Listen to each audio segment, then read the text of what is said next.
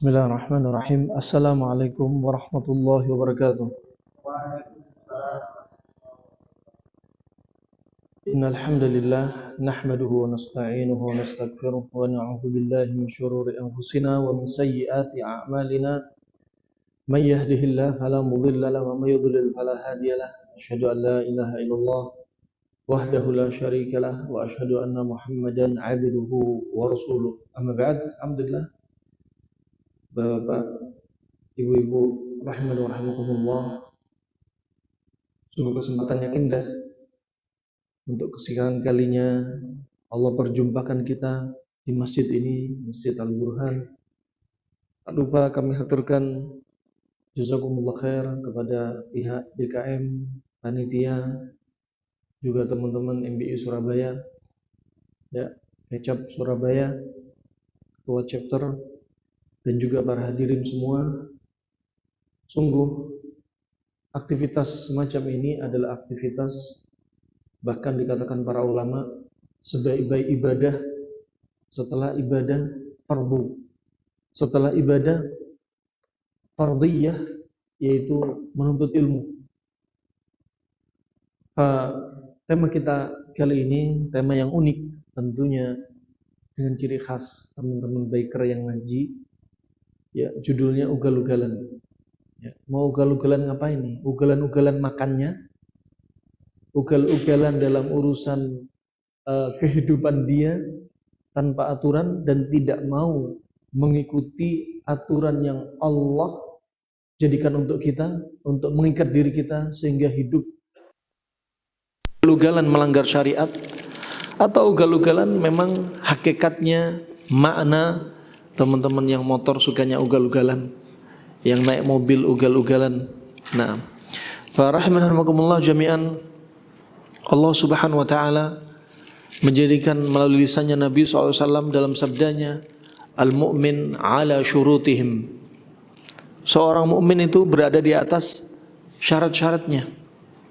Kalau kita berkendara, bermotor, kita sebagai seorang mukmin, kita berjalan di syarat sebagai apa? Syarat-syarat pengendara yang sudah disyaratkan oleh polisi. Ya, polisi bahasa Arabnya syurtah. Kenapa dinamakan syurtah? Karena dia yang bikin apa? Membuat aturan, syarat-syarat, sehingga dinamakan syurtah. Maka kita sebagai seorang muslim mematuhi aturan-aturan yang sudah disyaratkan di jalanan. Ada saatnya rambu-rambu lurus, putus-putus, kuning, dilarang parkir, kecepatan maksimal. Ini syarat-syaratnya. Begitu pula untuk masuk surga, ternyata kita juga ada syarat-syaratnya, ada juklaknya untuk menjalankan ibadah. Nah, untuk menjalankan ibadah juga ada juklaknya. Di antara syarat diterimanya amalan ibadah, ikhlas dan mutaba'ah. Ittiba', ikhlas dan sesuai, menjalankan sesuai dengan bimbingan Nabi SAW. Kalau hidup kita nggak mau diatur, akan seperti apa? Seperti domba yang hidup bebas, nggak tahu akan dimangsa serigala. Nah, sedangkan kita diajarkan oleh Allah dan Rasulnya SAW agar apa? Selamat di dunia, selamat di alam barzakh, dan selamat di padang mahsyar, hingga selamat melewati siratal mustaqim hingga masuk jannahnya. Kalau menjadi manusia nggak mau diatur, saya menjadi orang yang bebas. Kita itu bebas sebebas-bebasnya, nggak ada yang mengatur kita. Allah mengatur kita untuk apa? Untuk keselamatan kita. Ya, kenapa Allah larang kita untuk berbuat zina? Biar anak kita nggak campur nasabnya. Ini anak siapa? Ya, coba ada istilah poligami, tapi nggak ada istilah poliandri dalam Islam. Kenapa? Kalau poligami bapaknya satu, jelas. Kalau poliandri nggak tahu, ini bapaknya yang mana. Nah, wa subhanallah, dalam Islam diantaranya kita dilarang minum khamr, diatur. Kalau mau ugal-ugalan minum khamr, hidup nggak mau diatur. Khamr di zaman sekarang nggak harus minuman. Juga termasuk sabu-sabu masuk kategori khamr. Al-khamr mimma yukhammiru al-aqal. Segala sesuatu yang menutup akal itu namanya khamr. Gak mau diatur, akhirnya konsumsilah khamr. Yang efeknya diantaranya menutup akal, merusak akal, melemahkan saraf, ya, mematikan syahwat. Kemudian juga diantaranya menyebabkan penyakit, ya. Dan terjadi apa? Bahkan disebut ummul khaba'ith, induk dari kejahatan. Kalau sudah mabuk, kecanduan, kehabisan duit, akhirnya orang pun akan dibunuh, dirampok demi mendapatkan apa yang diinginkan dari khamr ini, atau narkoba dan lain sebagainya. Ini Allah larang. Kenapa? Coba lihat negara Meksiko, ya, hidup tanpa aturan, akhirnya bunuh-bunuhan. Mereka timbul apa? Geng-geng sabu-sabu. Nah, kalau hidup nggak diatur, jadinya rusak, nggak ada tatanan. Begitu pula kenapa Allah larang kita makan binatang buas. Ya, ternyata binatang buas bisa menyebabkan karakter buasnya berdampak kepada diri kita. Kenapa Allah larang kita makan babi? Subhanallah, ternyata pada babi ada cacing pita babi yang bisa menembus semua organ manusia. Nah, dan dia termasuk hewan yang makan najisnya sendiri. Nah, kenapa Allah larang kita untuk makan uang riba?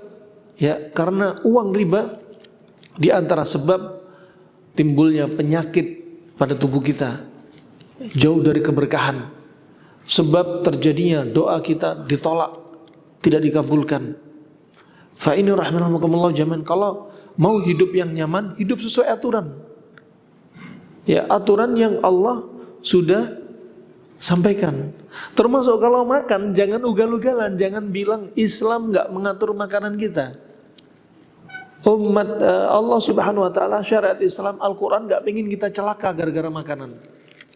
Ya, jangan ugal-ugalan juga ketika makan. Jangan pernah bilang udah makan bebas. Halal nggak akan menimbulkan penyakit. Penyakit hanya ada di laboratorium. Penyakit hanya ada di rumah sakit. Nah, ambil sebab biar nggak sakit. Nah, wa syahwat, bukan hanya syahwat syubhat, tapi syahwat juga syahwat, yaitu apa? Syahwat butuniyah. Syahwat perut ikut juga bahaya. Allah Subhanahu wa taala telah berfirman mengingatkan kita padahal. Walladzina kafaru yatamatta'una wa ya'kuluna kama ta'kulul an'am. Coba. Dan mereka orang-orang yang tidak beriman kepada Allah dan Rasulnya, mereka kalau merasakan nikmat dunia dan makan makanan yang ada di dunia seperti makannya binatang ternak. Umat Islam yang beriman kepada Allah dan Rasulnya, kalau makan berarti jangan kayak binatang ternak. Sapi binatang ternak. Kalau lihat padang rumput, savana rumput hijau, padang savana, dia mulutnya ngunyah terus padahal perutnya sudah besar. Nah, di antaranya juga ditafsirkan atau ditakwilkan hadis ini, artinya apa? Mereka merasakan nikmat Allah dari dunia, harta, dari makanan, dalam keadaan mereka tetap dalam kekufuran. Ya, tetap dalam kekufuran. Wah, ini dua makna ini sama-sama juga bisa terkandung dalam ayat ini. Umat Islam diajarkan, lantas bagaimana mereka makannya umat Islam? Sebagaimana surat Al-A'raf ayat 31. Ya, yang Allah berfirman, wa kulu washrabu wa la tusrifu innahu la yuhibbul musrifin. Makan dan minumlah Anda dan jangan berlebih-lebihan. Allah enggak suka dengan orang yang berlebih-lebihan. Berarti umat Islam enggak boleh makan berlebihan, enggak boleh minum berlebihan. Bahkan Imam Nawawi mengatakan hukumnya makan, setiap makan sampai kenyang, lebih-lebih kenyang sekali, hukumnya makruh. Kalau dijadikan rutinitas. Di zaman kita, subhanallah, kalau nggak kenyang atau kenyang banget, nggak akan berhenti makan. Nah, fa ini rahimahumullah jami'an. Begitu pula minum nggak boleh berlebihan. Sedangkan kita sekarang dicekokin di media maya, dicekokin di sekitar orang sekitar kita, jangan banyak makan, Pak, Bu, banyaklah minum, karena banyak minum itu sehat. Tunggu dulu, Al-Quran tidak kayak gitu. Justru dalam Al-Quran, makan dan minum gak boleh berlebihan. Makan berlebihan menimbulkan penyakit, minum berlebihan menimbulkan penyakit. Gak bisa ditakar minum 1 hari 3 liter, 4 liter. Tunggu dulu, 3 liter, 4 liter untuk siapa? Kalau untuk orang kerja yang keringatan, ya, di bawah terik matahari, oke. Tapi kalau hanya di rumah, sebagai ibu rumah tangga, 24 jam hidup di bawah AC, pekerjaan rumah pakai ART, rawat anak pakai babysitter, ya, dimanjakan dengan tidak banyak aktivitas gerakan, dia banyak minum air, tubuh dia akan seperti air. Karakternya dingin. Yang disebutkan Imam Zurnuji dalam kitabnya Ta'lim Muta'allim Ulama tahun 600 Hijriah. Lihat, para ulama perhatian dengan kesehatan, walau hanya makanan. Kenapa? Karena dengan sehat akan membantu Anda istiqomah ibadah. Coba disebutkan beliau, kalau kebanyakan air, nanti tubuh akan dingin. Kalau tubuh dingin seperti air, yang air rasanya hambar, yang hambar itu sifatnya dingin, maka dia akan menjadi karakter pemalas. Kalau sudah kebanyakan air, ibadah jadi malas. Kenapa? Tubuhnya dingin. Ginjalnya dipenuhi dengan air dingin. Api pada jantung jadinya dingin. Ya, semuanya dingin. Untuk sholat malas. Ya, akhirnya bawaannya apa? Ngantuk, pengen tidur, mager, malas gerak. Ya, nah, wah, kemudian subhanallah, akhirnya juga di atas ranjang melayani suami juga nggak bisa, menjadi wanita yang frigid. Kenapa? Kebanyakan air. Suruh ngafal Al-Quran nggak bisa. Kenapa? Otaknya sudah lembab dan dingin. Diajak meeting, kajian, ya, nggak nyambung-nyambung, ngelek. Kenapa? Otaknya dingin. Subhanallah. Coba para ulama zaman silam dengan konsep yang sangat simpel bisa diaplikasikan. Bukan berarti subhanallah banyak sekali netizen dan hakikatnya netizen adalah para ustadz di zaman sekarang. Ya, walaupun nggak pernah mondok. Ya, karena mereka orang yang kritik. Ya, masya Allah. Bukan kritik apa, ahli kritik. Nah, walaupun nggak menuntut ilmu. Walaupun katanya belajar lihat medsos. Subhanallah, mereka mengatakan udah tinggalkan ilmu klasik-klasik ini. Udah bukan zamannya. Sekarang zamannya penelitian. Subhanallah, ya, meremehkan ilmu yang simpel, sederhana, ya, tetapi mujarrab. Siapa yang nulis buku-buku Arab klasik itu siapa? Ulama-ulama kita, pendahulu kita. Siapa mereka? Orang yang mendapat taufik dari Allah. Jauh dari maksiat, jauh dari nyembah berhala, jauh dari kesyirikan, jauh dari perzinahan, jauh dari kezaliman lisan, mata dan tangan. Ya, dan mereka dekat dengan Allah. Mereka menulis dalam keadaan mereka bertakwa kepada Allah Subhanahu Wa Taala. Dibukukan teori mereka. Dibilang apa? Tinggalin aja. Subhanallah, ajib.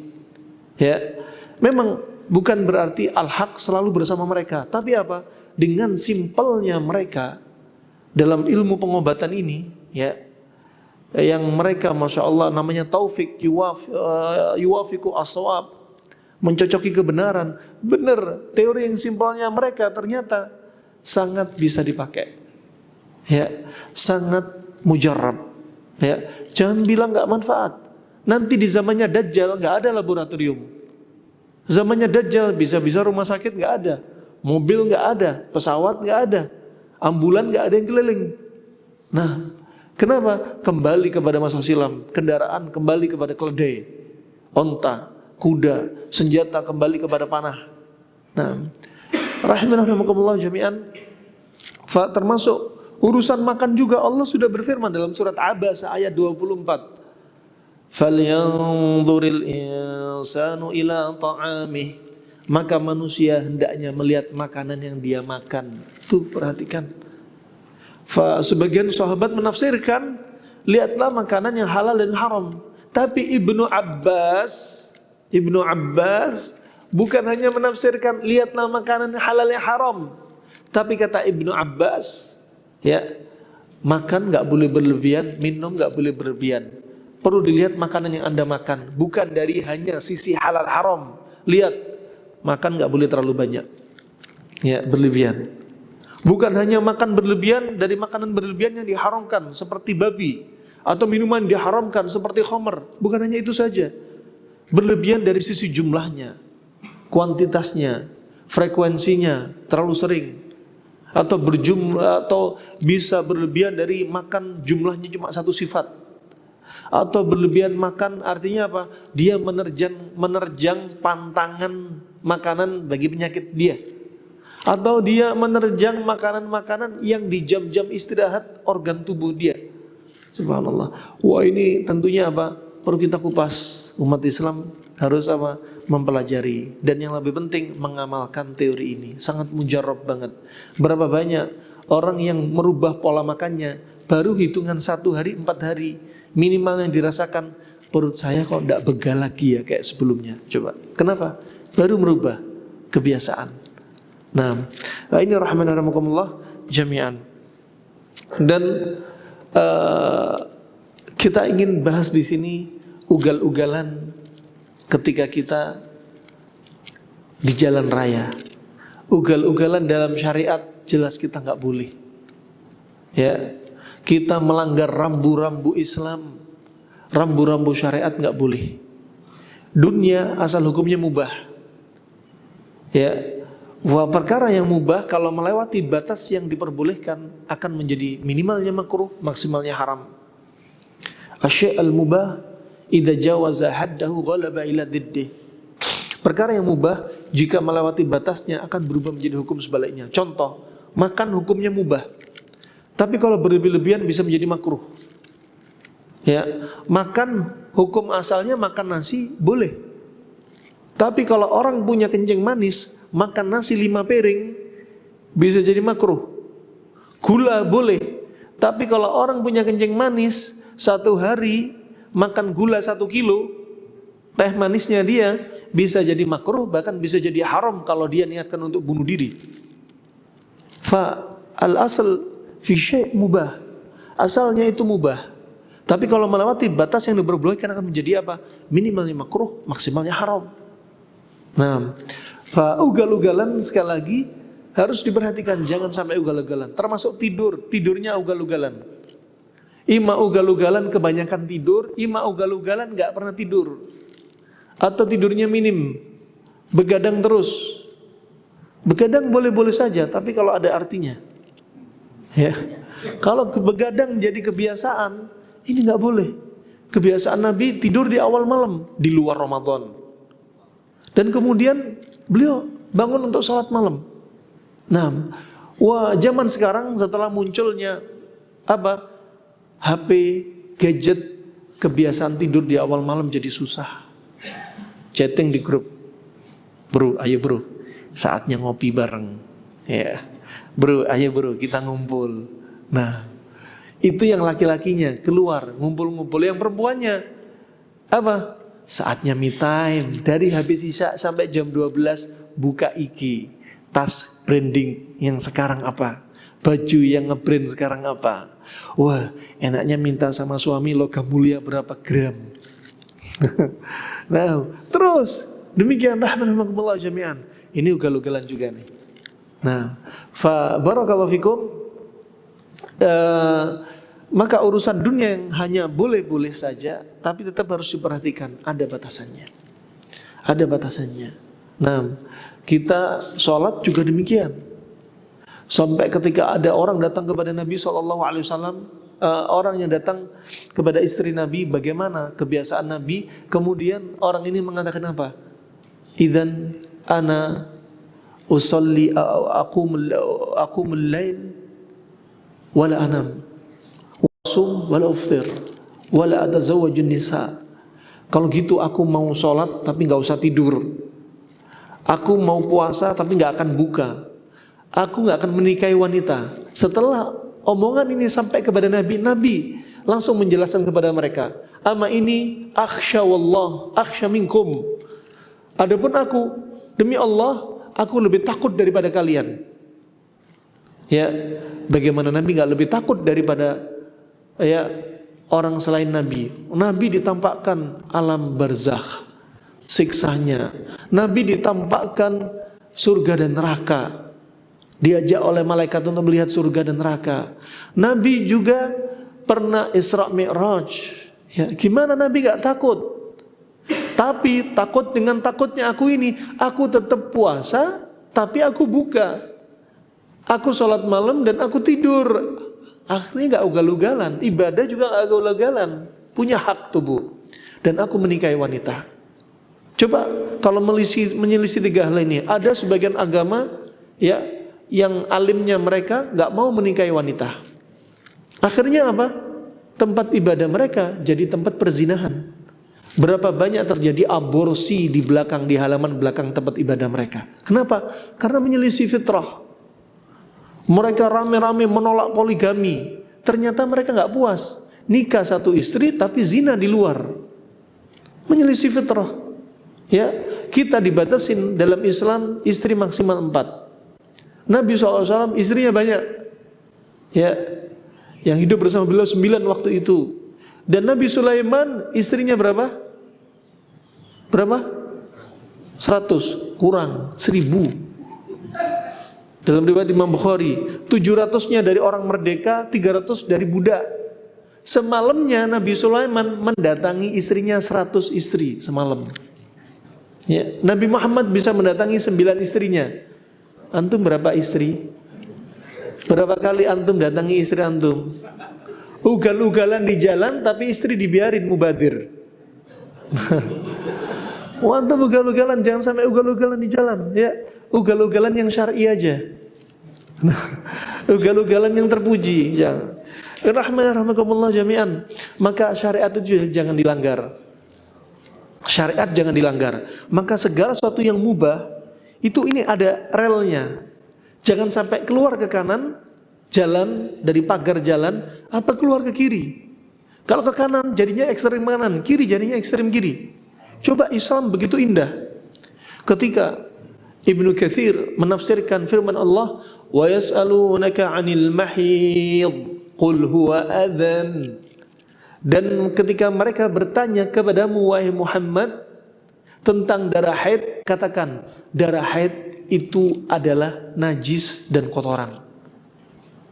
Nah, coba orang Yahudi ugal-ugalan ke sebelah kanan, jadinya ekstrem kanan. Apa? Mereka mengatakan orang haid itu najis untuk disentuh, najis untuk tidur bareng, dan nggak boleh hubungan intim. Ini ekstrem kanan. Orang-orang Nasrani, orang-orang alimnya mereka di masa silam mengatakan wanita haid nggak najis untuk disentuh, boleh tidur bareng dan boleh hubungan intim ketika dalam kondisi haid. Sedangkan umat Islam di relnya, di tengah-tengah, bainal ghali wal jafi, bainal ifrat wat tafrid, di tengah-tengah. Islam bagaimana mengajarkan wanita haid nggak najis untuk disentuh, boleh tidur bareng, boleh main-main bareng, tapi nggak boleh hubungan intim, ya. Dan ini diharamkan. Ternyata semua syariat Islam identik dengan hikmah kesehatan. Ya, wanita yang sedang haid ternyata di rahimnya ada virus, ada bakteri yang tinggal di rahimnya.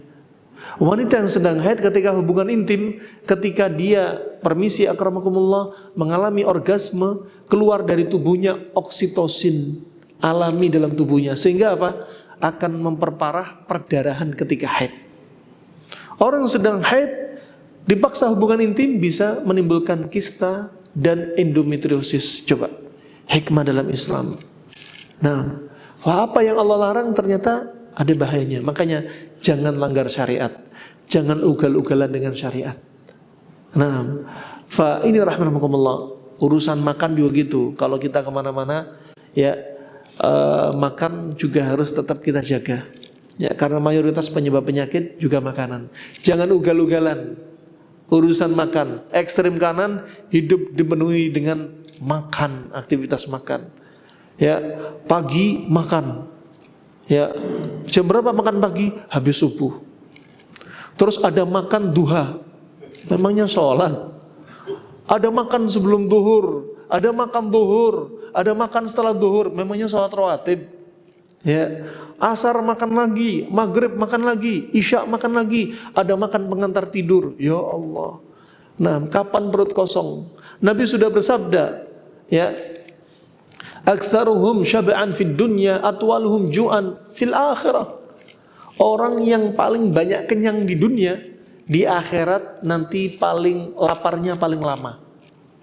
Makanya jangan sering kenyang-kenyang. Hadis ini bisa diartikan zahir maknanya seperti demikian, atau bisa diartikan barang siapa yang jarang puasa, kenyang terus. Ya. Wallahu a'lam bishawab. Alhasil ini adalah wasiat. Ya. Dan Nabi SAW yuqallil fil akal, kata Ibnu Qayyim. Dia mempersedikit urusan makan dia, enggak banyak-banyak. Ya, enggak banyak-banyak. Nah, fa ini rahimani wa rahimakumullah jami'an. Kadang Nabi subhanallah saking laparnya, perut diganjel dengan batu. Ya, pernah dapurnya Nabi 2 bulan, masuk 3 bulan, ya, enggak keluar asap dapurnya. Coba istri antum 1 hari 2 hari enggak keluar asap, minta cerai. Jangan enggak keluar asap, enggak dibelikan resep glowing aja minta cerai. Nah, makanya sering ada meme di balik istri glowing ada suami gulung kuming. Kadang resepnya mahal. Nah, rahimakumullah jami'an. Adapun nih nasihat untuk teman-teman yang bukan teman-teman biker saja, Anda yang naik motor, namanya motor identik sebagai transportasi Anda. Banyak orang kadang menyela biker, oh ini bikers. Kenapa sih Ustadz jadi bikers? Loh kalau Ustadz ngajarin pakai motor. Nah, kenapa sih Ustadz? Motor fasilitas. Ada di antara Anda di Masjid Al-Burhan ini naik motor ke masjid. Ada yang jalan kaki. Ya, pahalanya yang paling besar yang jalan kaki dong. Ya, kullu salam minan nas alaihi sadaqah. Setiap sendi-sendinya manusia itu ada sedekah.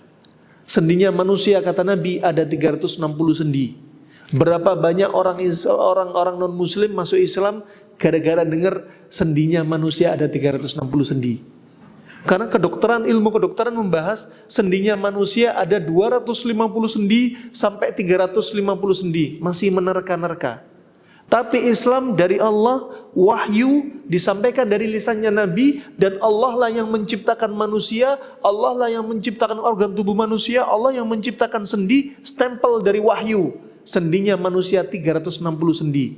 Orang-orang non muslim masuk Islam gara-gara hadis ini.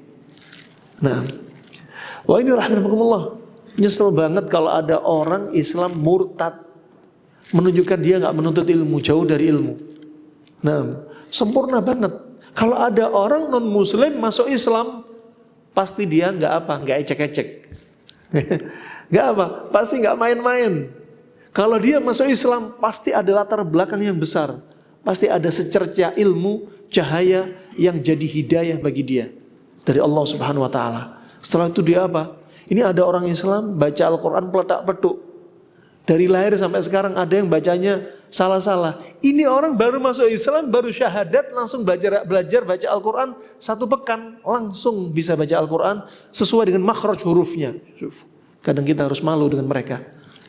Ya, makanya Nabi SAW ketika ditanyai Hakim bin Hizam, ya Rasulullah, kunna fil jahiliyah, ketika kami di masa jahiliyah, waktu itu ya Rasulullah, natahannath, kami rajin ibadah, kami banyak infak sedekah, kami banyak membebaskan budak, kami dan seterusnya perbuatan baik. Gimana ya Rasulullah amalan kami yang dahulu ya Rasulullah? Apa kata Rasulullah menghibur dia? Aslamta ma aslafta minal khair. Ya, kamu masuk Islam, kamu masuk Islam dan kamu Dan kamu bawa kebaikan kamu di masa jahiliyah.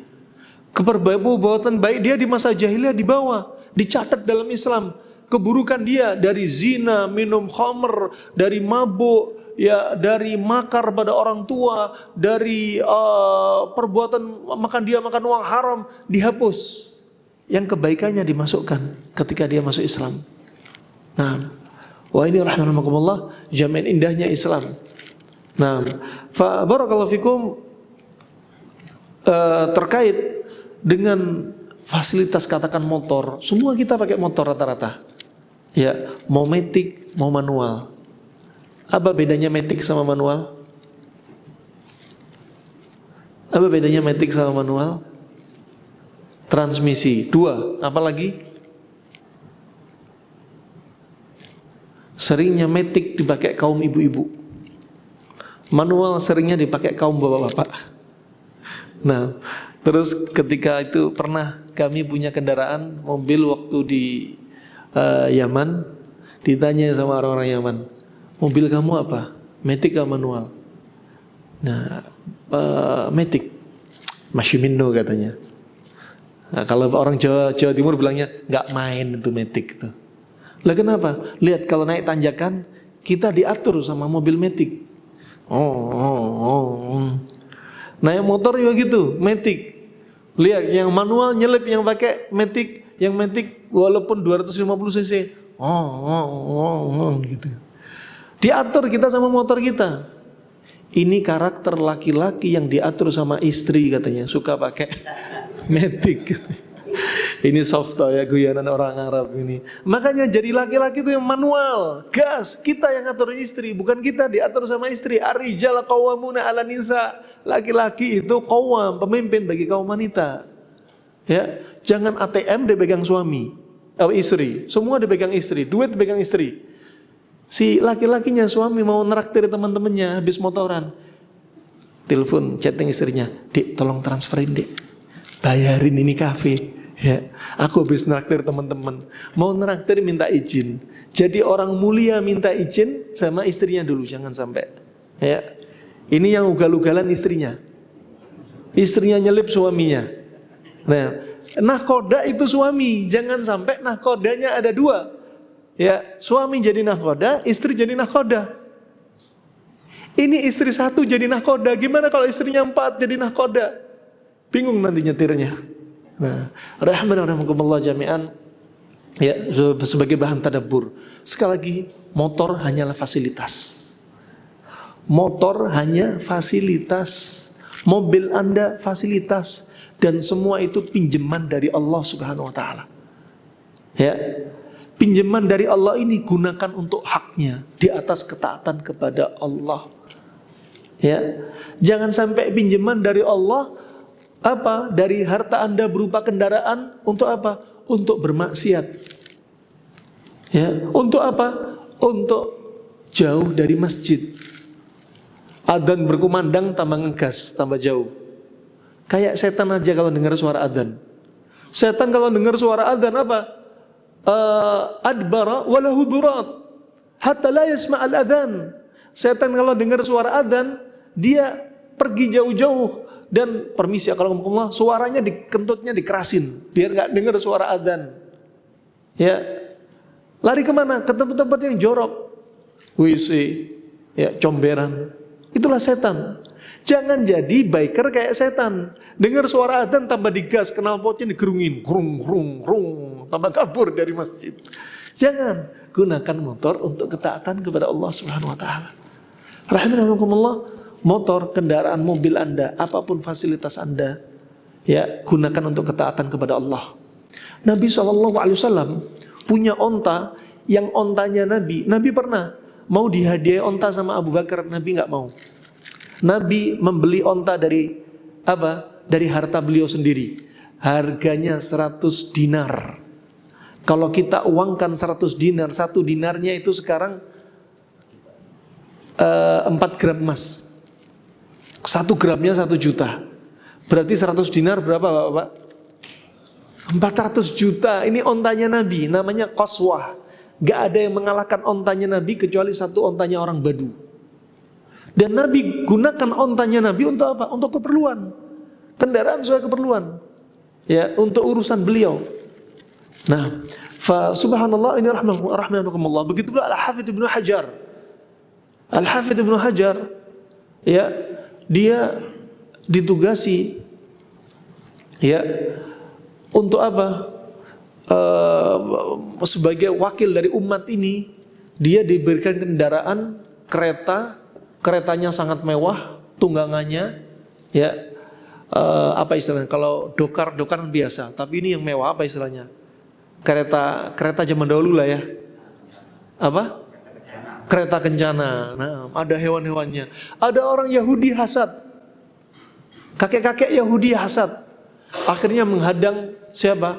Menghadang Al-Hafidz Ibnu Hajar. Dihentikan. Dia bilang, kamu bilang katanya huffatil jannah bil makarih wa huffatin nar bisyahwat. Untuk mendapat surga di dunia diliputi dengan susah payah, diliputi dengan kepayahan, ya, perjuangan. Dan neraka itu di dunia diliputi dengan kesenangan, syahwat. Tetapi kereta kamu kenapa seperti ini? Bukankah ini dunia? Apa kata beliau? Kamu tahu? Dengan kereta yang saya punya ini, ya, ini sebenarnya adalah saya bersusah payah. Ya, ada amanah di sini. Dengan kereta yang ada ini. Ini di dunia, apalagi di jannah disiapkan. Ya. Ini ada beban, saya ada beban dengan kereta ini. Beban apa? Beban amanah. Nah, sedangkan engkau dengan kemiskinanmu yang ada, kamu tetap dapat, kalau nggak masuk Islam, kamu dapat neraka. Akhirnya kakek-kakek ini bilang, asyhadu an la ilaha illallah wa asyhadu anna Muhammadar Rasulullah. Jadi dengan keadaan yang ada bagi beliau di dunia, walaupun dengan kendaraan yang mewah beliau, tetap itu termasuk apa? Makarih. Ya, suatu ini benci. Kenapa? Ada amanah untuk kita tunaikan dengan kendaraan yang Anda punya. Rahman wa rahmakumullah jami'an, kendaraan yang Anda miliki, harta yang Anda miliki, pakaian yang Anda kenakan, jangan sampai kita bersombong dengannya. Ya, kesombongan bukan berarti orang yang pakai motor sisinya besar dia harus sombong. Mobilnya agak mewah, dia sombong. Ya, jangan. Man tawadha'a rafa'ahullah. Barang siapa rendah hati, Allah akan angkat derajat dia. Sebaliknya, Allah enggak akan angkat derajat orang yang sombong. Ya, penampilan Anda, jabatan Anda, rumah yang Anda miliki, keluarga yang Anda miliki, ya, kemudian juga mobil yang Anda miliki, kendaraan yang Anda miliki, jangan pernah sombong. Nabi telah mengingatkan dalam hadis Abu Hurairah radhiyallahu an, riwayat Imam Bukhari, riwayat Imam Muslim, beliau bersabda, "Bainama rajulun yamshi fi hullatin tu'jibuhu nafsuhu murajjilun ra'sahu yakhtalu fi masyatihi id khasafallahu bihi fahuwa yatajaljal fil ardi ila yaumil qiyamah." Kata Nabi SAW, ya, ketika ada seorang lelaki yang berjalan di muka bumi dengan pakaian yang membuat dia ujub, ya, apapun pakaian kita jangan sampai ujub. Yang dokter dengan jas dokternya jangan sampai ujub. Yang seorang imam atau dai dengan pakaian khas dainya jangan sampai ujub. Yang presiden dengan baju presidennya jangan sampai ujub. Ya, yang bisnismen dengan jas dan dasinya jangan sampai ujub. Ya. Apa? Jangan pernah ujub dengan penampilan kita. Ya, merasa diri kita lain dengan orang yang lain. Hati-hati. Kemudian apa? Orang yang murajjalun ra'sahu, terus rambutnya disisir. Dia merasa dia orang yang paling wah dibanding yang lainnya. Bahkan menyisir rambut setiap hari bagi laki-laki itu nggak boleh, makruh. Menyisir rambut tiap hari bagi laki-laki nggak boleh, makruh. Ya, disebut dalam riwayat Imam Ahmad illa ghumman, kecuali apa? Ghumman yaitu apa? Yom biom, hari ini nyisir, besok nggak nyisir, besok nyisir lagi. Ya, di selang-sela harinya. Adapun wanita karena rambutnya panjang tidak mengapa menyisir rambut setiap hari. Laki-laki makruh.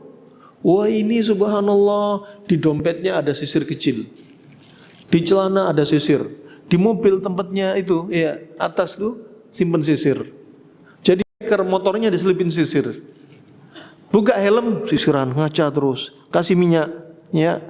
Kasih minyak, terus sisiran, ngaca. Justru bukan itu. Wah, ini orang yang sisiran apa? Merasa lain dengan orang lain. Hati-hati. Sepertinya perkara ringan loh ya. Tapi siksaannya ngeri. Di mana? Di alam kubur. Bukan di neraka, di alam kubur. Kemudian berikutnya apa? Yang mereka berjalan di muka bumi apa? Merasa sombong dengan bedanya penampilan dia, pakaian dia. Wah, pakai jas, daki. Ya, tergantung profesi dia apa? Penampilan dia, baju dia menunjukkan profesi dia sehingga dia apa? Merasa lain dengan yang lain. Apapun profesinya. Wah, penampilannya keren dikit gitu ya. Jalan rambutnya disisir. Wah, berjalan di muka bumi dalam keadaan dia sombong dengan penampilan dia. Yang naik motor, ya mentang-mentang motornya gede, wah petentang-petenteng. Bodinya lain, padahal badannya kurus. Pakai jaket tebel, ditampakkan keren gitu kan. Wah, terus jalan belok-belok. Kalau ada mobil mepet-mepet, spion orang dipukul, koprak gitu kan. Nah, mentang-mentang pakai Harley. Suaranya digeterin, minggir gitu. Intinya bukan Harley, bukan moge, bukan modeng, bukan mocil. Ya, intinya hati. Tetap apapun kendaraan Anda datangi apa? Syarat-syarat Anda sebagai seorang muslim, mukmin, enggak boleh mendolimi orang, ikuti aturan lalu lintas yang dibuat oleh orang yang membuat aturan di muka bumi ini. Ya, sesuai dengan negara mereka masing-masing punya aturan. Kita kalau datang pada satu negara punya aturan, ikuti aturan mereka. Selama aturan itu enggak menyelisih syariat Islam. Wah, ini rahmatullah. Wah, ini berjalan di muka bumi petang-petenteng. Mau pakai mobil, mau pakai motor, mau jalan kaki, petentang-petenteng. Ya, merasa lain. Makanya perlu terus hati kita apa? Dikasih nutrisi biar enggak jadi orang sombong. Ya. Jangan bilang kalau ada apa-apa dikit-dikit yang disalahin mugi. Mocil juga sombong. Ya. Apapun kendaraannya, bukan kendaraannya, intinya apa? Hati. Allah dan Rasulnya nggak memerintah kita untuk membelah hati manusia, untuk tahu isi hati manusia, sombong apa nggak sombong. Bisa jadi motornya besar untuk apa? Keperluan dakwah, perjalanan jauh, ya, safety-nya ketika ada lubang-lubang. Ya, kemudian dia butuh kadang ketika jalan kosong akselerasi, ya, untuk kejar target dari dakwah ke dakwah berikutnya. Yang dilihat sebelah mata terus. Wah, ustadz jadi biker jadi ustadz. Nah, yang dibahas itu.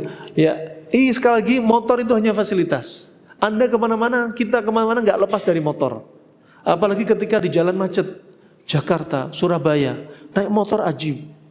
Nah, enak. Padahal Anda naik motor juga bisa syiar dengan motor Anda. Apalagi kalau ada tulisannya Muslim Biker. Wah, itu amanahnya berat. Ya, amanahnya berat. Sampai ngelanggar lampu merah, Muslim Biker. Mending gak jadi Muslim. Oh, itu gimana kalau dikituin coba. Nah, ini rahmatullah.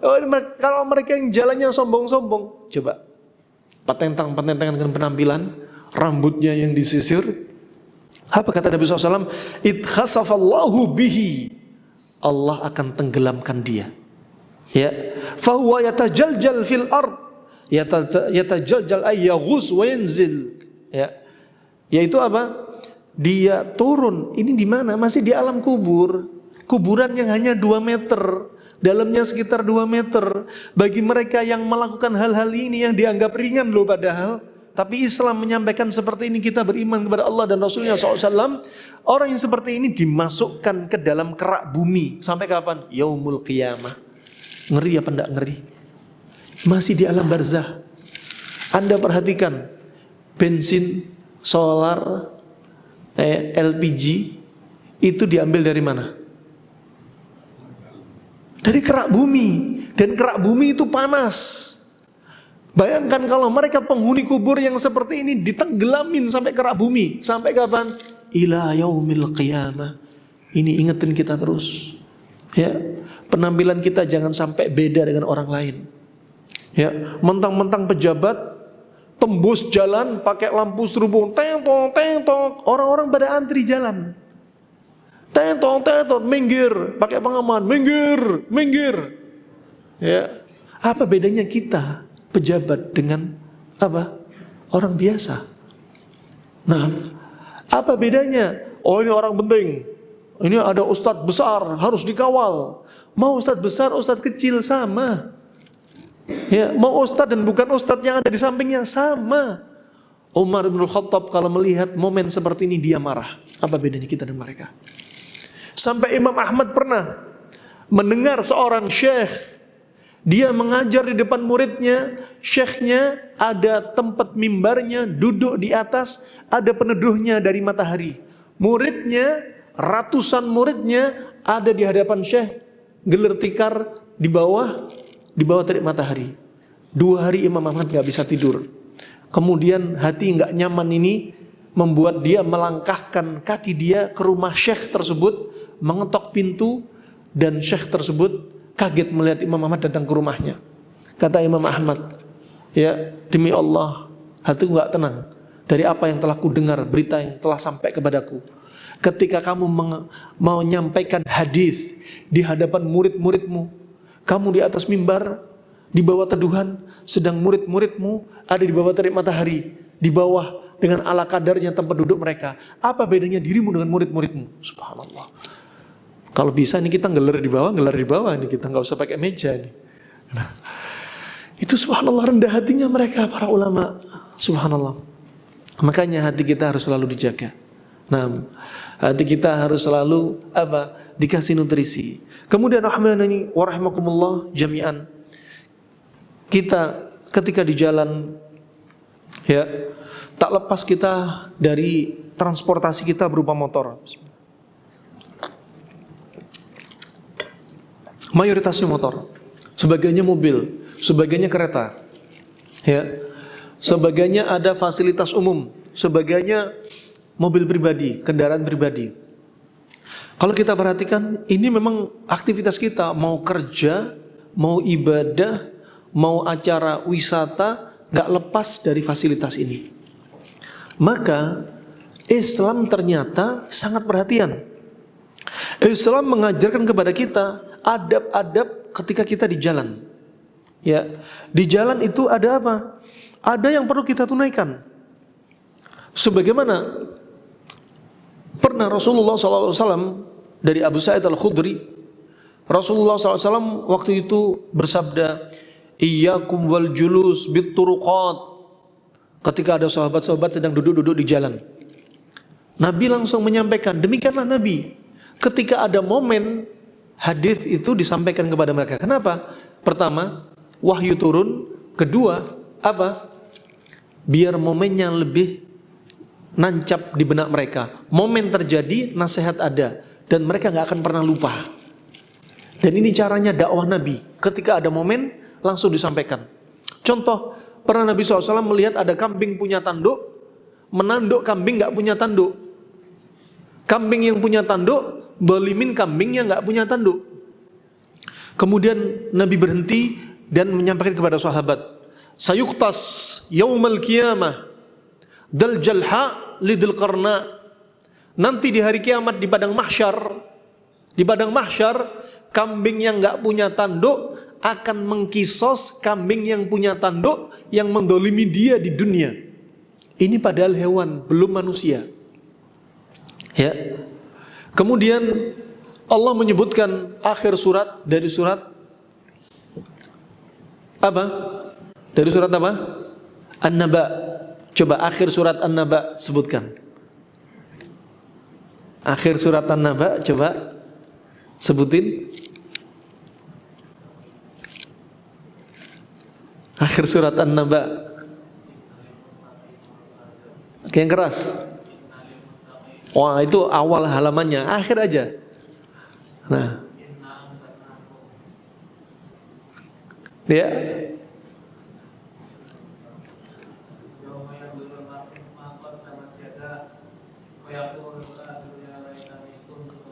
ahsan. Apa yang dikatakan tadi kafir? Ayat terakhir apa? Ya laitani kuntu turaba. Demikian. Ketika orang-orang kafir yang tidak beriman kepada Allah dan Rasulnya di dunia, mereka melihat proses kisos. Hewan yang nggak punya tanduk mengkisos hewan yang punya tanduk. Kemudian hewan itu akan jadi debu.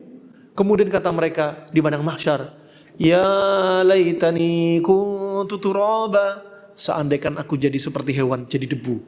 Gak ada setelah ini apa? Siksa. Gak ada setelah ini digiring malaikat untuk masuk neraka. Coba, hanya ngayal. Mungkin sekarang debat di dunia, umat Islam maunya Pele menang sendiri. Udah gak usah dijawab, nanti tunggu aja bener apa enggak janji Allah. Coba, ternyata benar orang yang gak beriman kepada Allah dan Rasulnya, nanti mereka akan mengucapkan, ya laitani kuntu turaba. Seandainya aku jadi debu seperti hewan, selesai kisah-kisah jadi debu, gak ada lagi setelahnya perkara-perkara yang dijanjikan dari neraka. Subhanallah. Ini rahmani wa rahmakumullah jami'an. Ini hewan yang punya tanduk lebih kuat. Sama Anda yang punya mobil, ya, yang punya truk, jangan dolimin motor. Ya. Begitu pula hati-hati yang muge-muge, jangan dolimin moncil-moncil. Yang moncil-moncil jangan dolimin orang yang bersepeda. Orang yang bersepeda jangan dolimi orang yang pejalan kaki. Orang pejalan kaki jangan dolimin orang yang sedang duduk-duduk di pinggir jalan. Coba Islam coba ngajarin bagaimana kata Rasulullah SAW. Ya, iyyakum wal julus bit turuqat. Hati-hati kalian yang duduk di jalan-jalan. Ya. Kemudian mereka berkata, ya Rasulullah, malana Buddha min majalisina natahaddath fiha. Kemudian sahabat bertanya, ya Rasulullah, apa yang harus kami lakukan ketika kami bincang-bincang di pinggir jalan? Ya. Kemudian kata Rasulullah SAW, idza ataitum ilal majlis, ya, idza ataitum atau abaitum ilal majlis fa'tu at-tariq haqqah. Di situ ada pajaknya. Ya, kewajiban kita ketika kita duduk-duduk di jalan. Apa di antaranya? Fa'tu at-tariq haqqah, ada pajaknya ini. Ada haknya. Qalu wa ma haqqah? Apa haknya? Ya. Wa ma haqqu? Apa haknya? Qalu ghaddul basar. Yang pertama, haknya apa? Tundukkan pandangan kita. Lagi parkir motor, duduk pinggir jalan, orang pada lewat.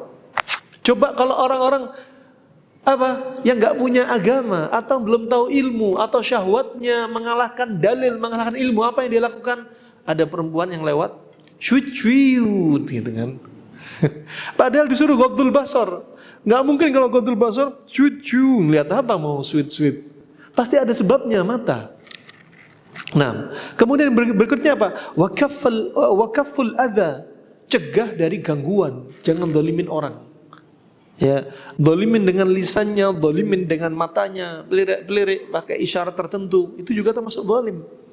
Dolimin dengan tangannya, ya. Kemudian apa? Waraddus salam, jawab salam. Kalau ada orang lewat, biasanya yang berkendara, bersepeda, yang jalan kaki dan Anda duduk, dia akan salam kepada Anda. Yang berdiri, salam kepada yang duduk. Assalamualaikum. Woi. Coba kebiasaan orang Jawa. Ya, apalagi pas di sawah. Assalamualaikum Pak. Woi. Gitu. Kenapa?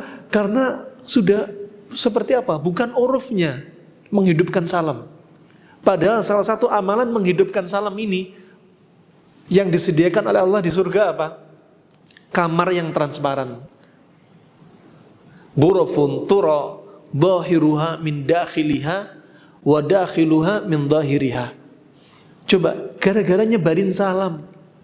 Udah yang penting antum hidupkan salam deh. Assalamualaikum. Woi. Berapa banyak orang gara-gara salam dia jadi hijrah. Gara-gara salam dia apa? Merubah penampilan dia.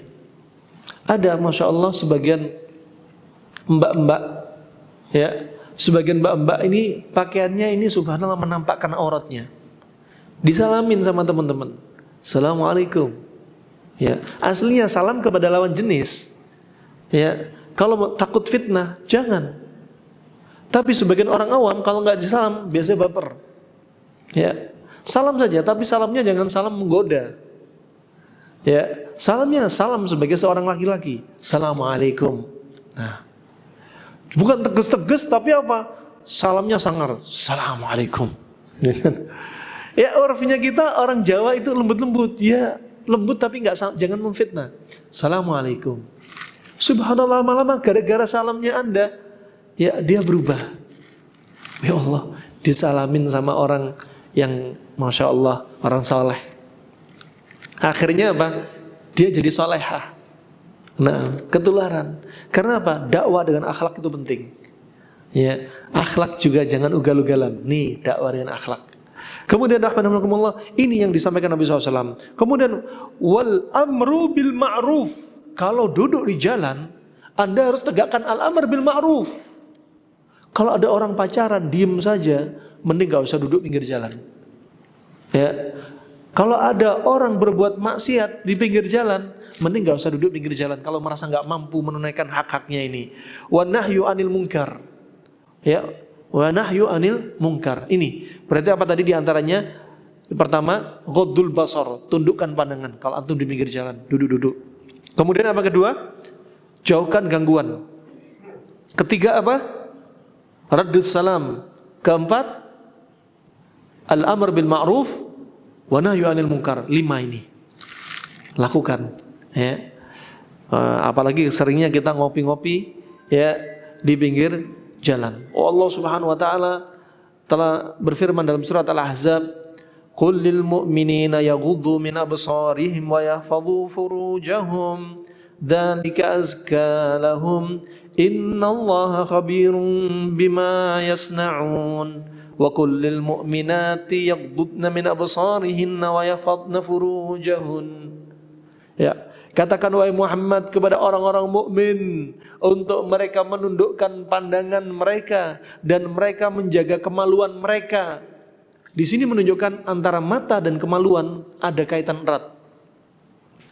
Kalau mata sudah melihat aurat wanita, mata sudah melihat ya syahwat, kemudian akan diproses di dalam hati.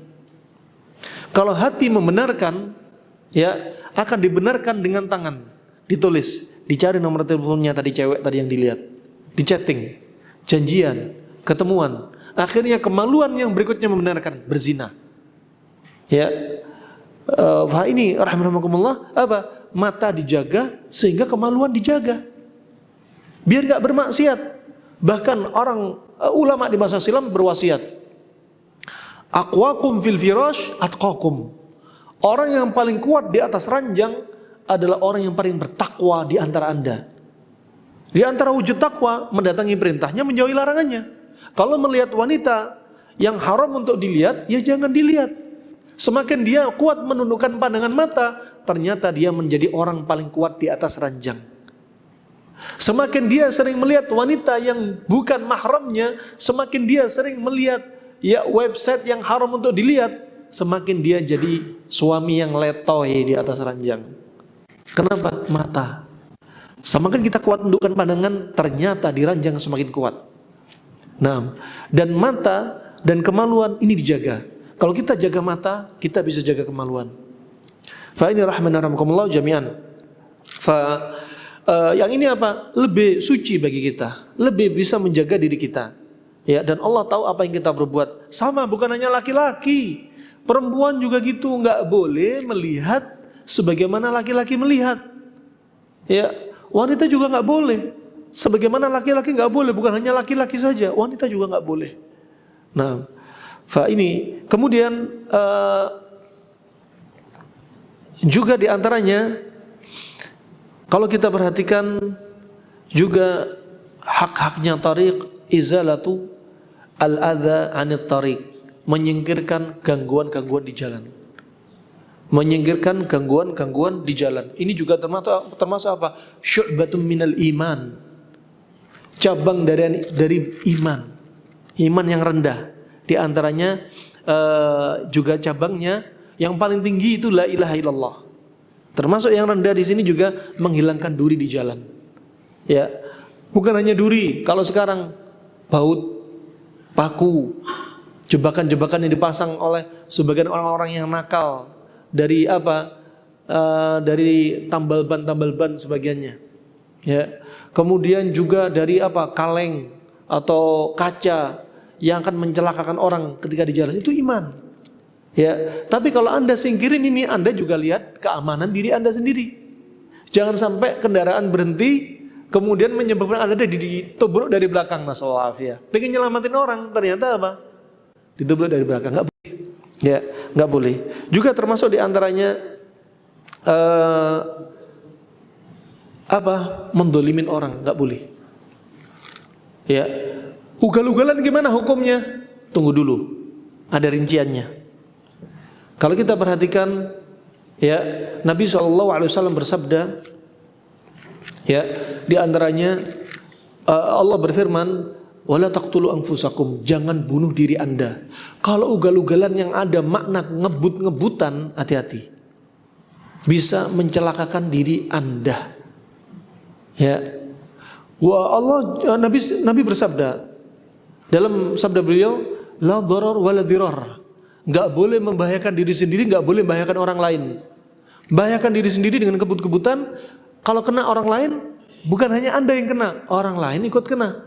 Bahkan ada orang lain yang nas'alullah al-afiyah, jadi korban bahkan meninggal, yang Andanya selamat, tidak mengapa. Nah, ada yang dua-duanya, ya, yang berkendara sekaligus korbannya. Makanya hati-hati. Pernah, ya, waktu itu Syekh bin Bas dan Syekh Albani rahimahullah. Kebiasaan Syekh Albani itu kalau jalan mobilnya kenceng. Ya. Kemudian ada muridnya yang tanya. Ke siapa? Ke Syekh bin Bas. Ya Syekh, apa hukumnya ngebut? Ya. Ngebut artinya kecepatan tinggi. Kalau ngebut kecepatan tinggi ada makna ugal-ugalan. Ini bisa-bisa nggak lihat aturan, nggak lihat orang sekitarnya. Karena ugal-ugalan condong ke arah Ke arah negatif. Ngebut artinya kecepatan tinggi. Kalau dibutuhkan dan jalan kosong, it's okay, nggak mengapa, jalan kosong. Ya, mubadir nggak dipakai itu jalan. Apalagi jalannya tol, ya kan? Silahkan, ya. Tapi kira-kira ada keamanan, ban aman, lihat safety-nya. Bukan ban tipis ngebut hujan-hujan lagi. Ya. Wah, subhanallah, ini harus diperhatiin, khawatir merugikan orang. Kemudian dia bertanya kepada Syekh bin Bas, ya Syekh Albani suka kebut-kebutan kalau nyetir.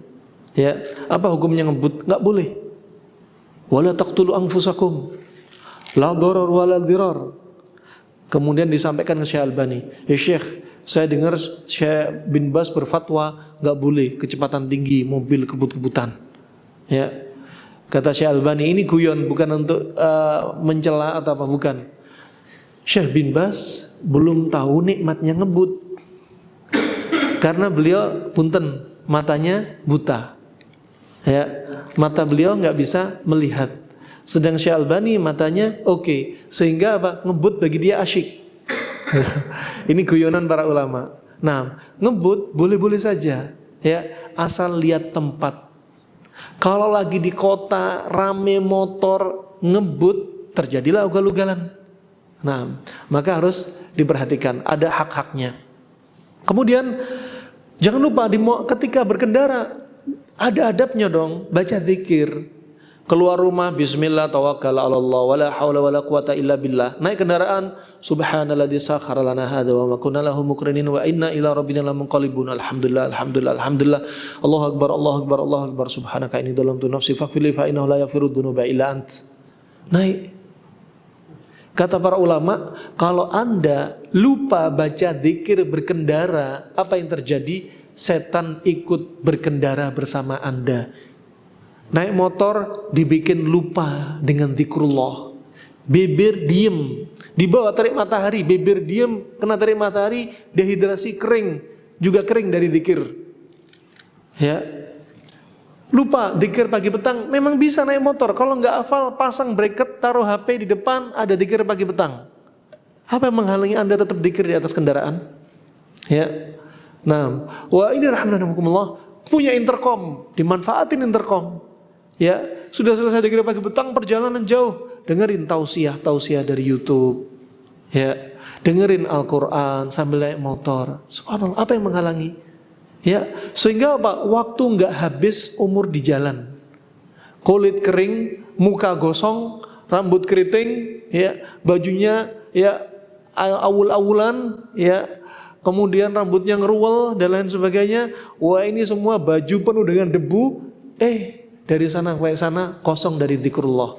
Zikrullah penting. Nah, wah ini rahmatullah. Ya zikir. Ketika Anda enggak zikir naik kendaraan, setan ikut mengendarai Anda, dibikin Anda lalai. Kedua, dibikin Anda mudah terjatuh dalam maksiat. Subhanallah, zaman sekarang nih, naik motor kiri kanan, orang bisa pakai rok mini naik motor. Perempuan, celana pendek naik motor, memamerkan auratnya. Ya, pakai helm, rambutnya dibiarin terbang-terbang.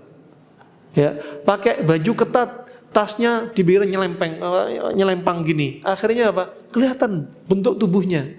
Itu betul-betul kalau naik motor iman gak kuat, ke bawah arus. Makanya penting zikir. Ya, begitu pula yang berikutnya, kalau Anda gak zikir ketika naik kendaraan bermotor, ada motor nyelip, langsung panas, salib kejur, kebut-kebutan akhirnya, emosi. Nah, coba kita orang yang sudah hijrah, segala hal pintu-pintu itu ada ilmunya. Makanya jangan biarkan kita seperti masa jahiliyah. Jangan. Kita diajarin dalam Islam, ya, ada aturannya. Makanya zikir di sepanjang jalan juga dibutuhkan. Fa ini rahmani wa rahmakumullah. Jami'an, ya, sedikit apa yang bisa kami sampaikan. Mungkin ada 1-2 pertanyaan. Tafadhal barakallahu fikum. Bismillah.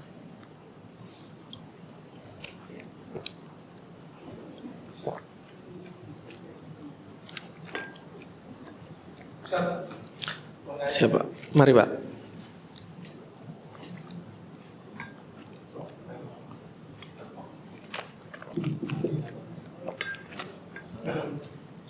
Begini Ustaz, tapi Ustaz menerangkan bahwa Nabi Sulaiman itu istidraj.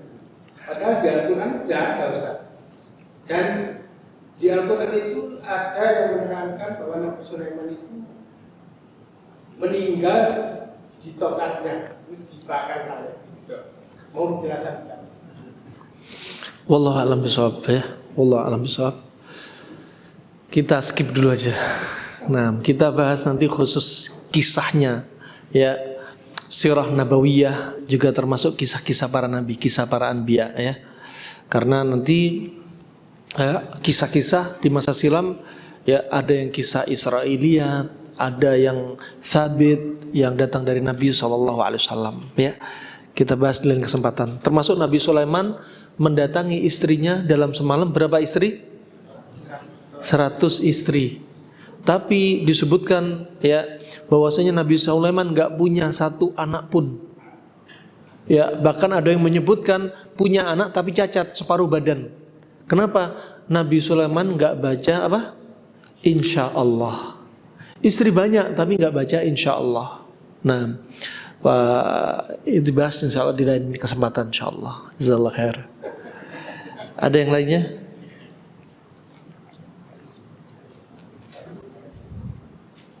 Ada lainnya atau kita cukupkan? Sudah masuk waktu syuruk ya? Udah? Oh nah, kita di Jawa Timur bukan di Jawa Barat nih, lupa nih. Itu saja yang bisa saya sampaikan, semoga bermanfaat. Oh sebentar. Abu Zaid ada pertanyaan? Abu Zaid? Ada? Nah, taib. Insyaallah itu saja. Jika ada salah ucap dari saya harap dimaklumi karena keterbatasan ilmu saya. Jika ada benarnya dari Allah semata, ya, dan semoga Allah jadikan kita orang-orang yang selalu mendatangi syariatnya, ya, menjauhi semua larangannya dan dimudahkan untuk masuk ke dalam jannahnya, dijauhkan dari segala wujud kezaliman, kesombongan, ujub, sum'ah, riya dan segala hal yang menambah beratnya hisab kita. Nas'alullah al-afiyah. Itu saja, wabillahi taufik wal hidayah. Subhanakallahumma bihamdik Asyhadu an la ilaha illa anta astaghfiruka wa atubu ilaik. Wassalamualaikum warahmatullahi wabarakatuh. Waalaikumsalam.